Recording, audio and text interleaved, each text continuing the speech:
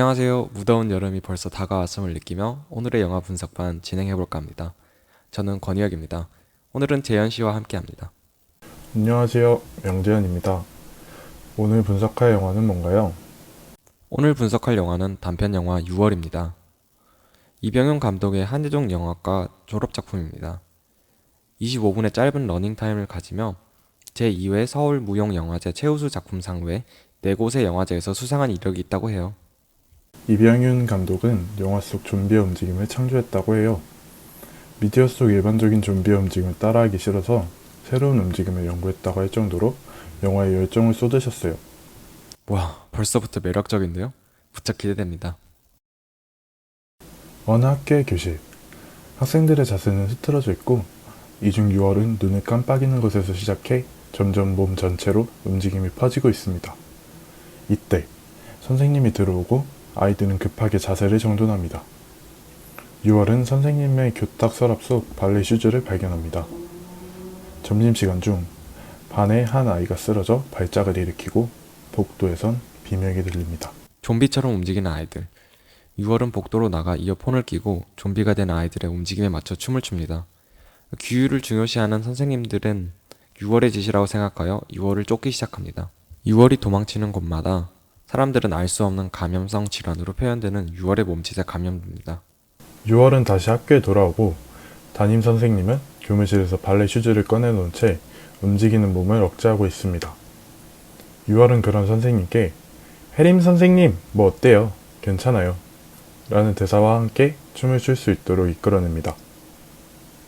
결국엔 선생님도 함께 춤을 추게 되고 아이들은 모두 교복이 아닌 사복을 입고 운동장으로 나가 춤을 춥니다. 꿈에서 깨어난 6월. 처음과 같이 학생들의 자세가 흐트려져 있지만 6월과 선생님은 서로를 바라보고 미소를 지으며 영화는 끝이 납니다. 6월이의 담임 선생님은 누구보다 질서를 중요시하는 사람으로 등장합니다. 하지만 이런 선생님도 자유를 갈망하는 모습을 발레 슈즈를 통해 보여주고 있습니다. 초반에 자신의 발레 슈즈를 서랍 속 깊은 곳에 집어넣지만 6월이의 괜찮아요 라는 말을 들은 그녀는 발레 슈즈를 신고 춤을 추며 자신의 자유를 표현합니다. 교복은 학생 신분을 가장 잘 드러내는 것입니다. 학교는 학생들을 학교가 만든 규칙에 가두고 학생들을 가르칩니다. 영화 속에서 이런 교복을 벗어던지는 장면이 등장하는 것은 질서라는 틀을 깨고 자유를 표출하는 것을 상징적으로 나타내는 것입니다. 아이들이 교실에서 선생님의 강한 규율에 구속되어 있을 땐 카메라가 픽스된 채로 있습니다. 하지만 6월이 춤을 추는 장면에선 카메라가 자유로운 6월처럼 움직입니다.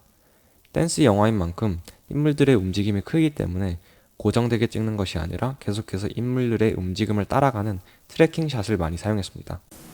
돌리줌 촬영 기법이 사용되어 춤을 추는 배우와 뒷배경의 거리감이 달라지며 순식간에 어디로 빨려 들어가는 듯하게 배우에게 집중하게 됩니다.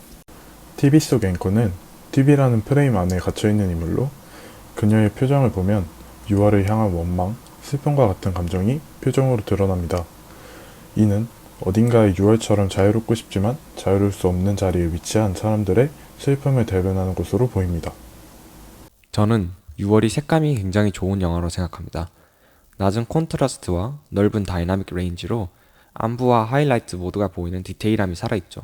강하지 않은 채도지만 생동감이 살아있어서 촬영 당시 여름 계절이 필름 안에 잘 녹아든 것 같습니다. 개인적으로 저는 이 장면이 굉장히 흥미로웠습니다. 포크레인의 움직임에 맞춰 어떻게 춤을 췄는지 궁금해 메이킹 필름을 찾아봤는데요. 먼저 포크레인은 영화 속과 같이 빠른 움직임을 내기 힘들어 영상을 3배속한 것이라고 합니다. 또 배경, 포크레인, 인물 이 세 가지 요소를 따로 촬영하고 합성해서 만들어진 장면이라고 합니다. 화면 전환은 모션 블러 트랜지션 기법을 사용했습니다. 화면을 빠르게 이동할 때 생기는 잔상으로 비슷한 화면을 이어주는 것입니다.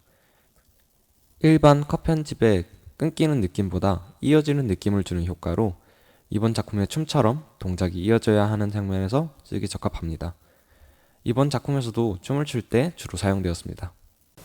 영화는 부드러운 음악, 신나는 음악 등 인물의 상황에 맞는 음악을 사용해 감정을 전달하고 있습니다.